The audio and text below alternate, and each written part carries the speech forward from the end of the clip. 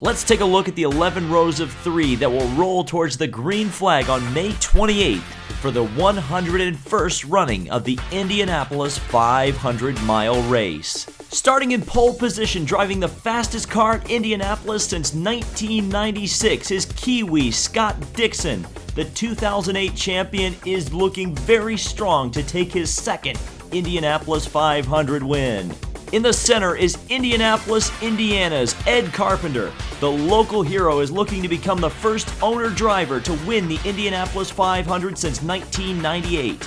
And on the outside of row 1 is the defending Indianapolis 500 champion, American Alexander Rossi. Row 2 on the inside features Japanese driver Takuma Sato, who nearly won this race in 2012. In the center is two-time Formula One World Driving Champion Fernando Alonso. Alonso becomes the first driver since the 60s to skip the Monaco Grand Prix as an active Formula One driver to participate in the Indianapolis 500. And starting on the outside is American J.R. Hildebrand, who finished second in a dramatic finish in 2011, which saw him crash on the final corner of the final lap and lose the race to Dan Weldon. He's looking for redemption.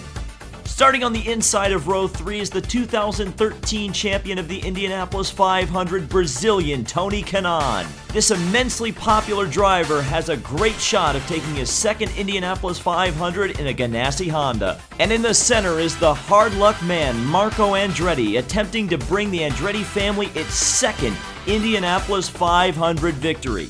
He's got a great shot in one of 6 Andretti Autosport entries. And on the outside is Australian Will Power in the fastest of Team Penske's 5 entries. He's looking to improve on a second-place finish he took in 2015.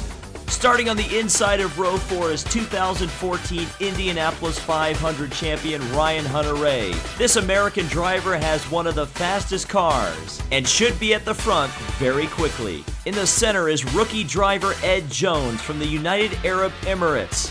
Jones has shown impressive speed all month and is looking to become the second rookie in a row to win the Indianapolis 500 in his first attempt. And on the outside is the second Spaniard in the race, Oriol Servia, who has been quietly going faster and faster all month long.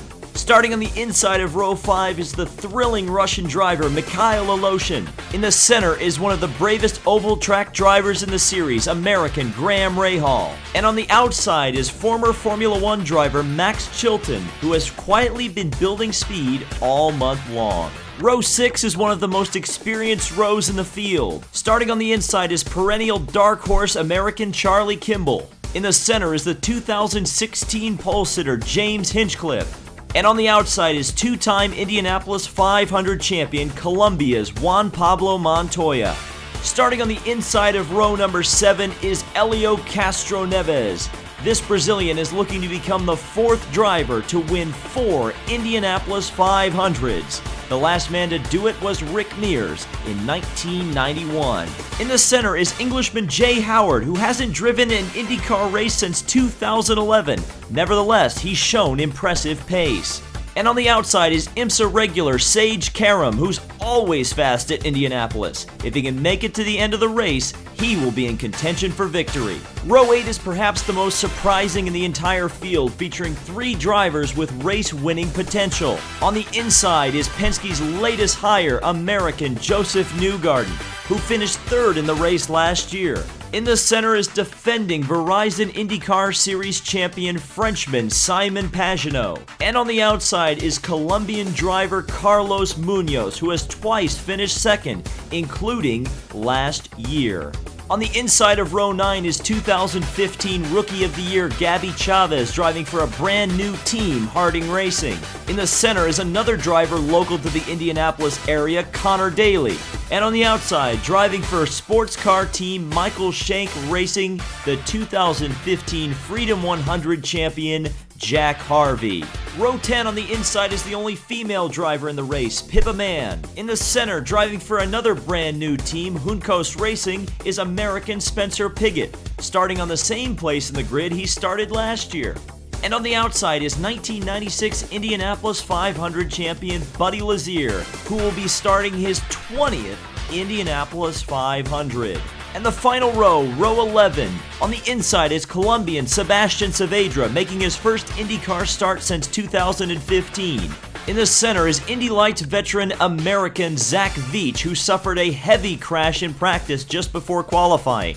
And on the outside, in the 33rd and final position, becoming the first car without completing a qualifying attempt to make the Indianapolis 500 since 1922, Australian James Davison will fill in for Frenchman Sébastien Bourdais, who suffered a horrendous crash in Saturday qualifying and was unable to make a qualification attempt. The question is, can Davison match the race-winning pace that Bourdais was showing early on in the month? So that's the starting grid for the 101st Indianapolis 500. Rather than give you one of my picks, I will give you 4 for the Indianapolis 500, and I expect you to do the same in the comments. First, the guys I think are going to win this race, and they go as follows: Scott Dixon, the pole sitter, Ryan Hunter-Reay, and Alexander Rossi, I think, has got a great chance to double up, becoming the first driver since Helio Castroneves to win 2 Indianapolis 500s in his first 2 attempts. And as a dark horse, I don't know if you can really call him a dark horse, but Fernando Alonso, assuming the car holds up underneath him and he doesn't get taken out, I think is going to be right there at the end of the race. So again, let me know down in the comments what you guys think is going to happen during this Indianapolis 500. Thank you guys so much for watching. Be sure to leave a like on this video and subscribe for more Indy 500 month coverage, and we will see you in the next video.